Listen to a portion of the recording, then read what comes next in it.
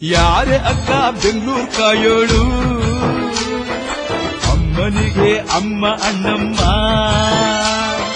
ಯಾರೋ ತಮ್ಮ ಕರ್ಗಾನ್ ಮೆಚ್ಚೋಳು ಮಲ್ಲಿಗೆಯ ಮುಡಿಯೋ ಅಣ್ಣಮ್ಮ ಬರುತ್ತೀನೆಂದರೆ ಇಲ್ಲಿಗೆ ಬರೋ ತನಕ ಮೌನಿ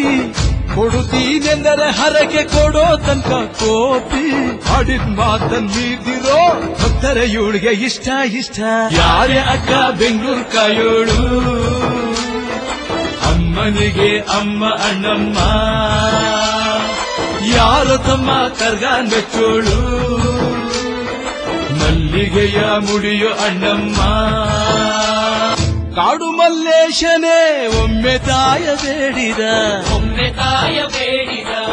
ಬಿಲ್ವ ಪತ್ರೆಯ ಮರವ ಬೆಳೆಸು ಎಂದು ಬಯಸಿದ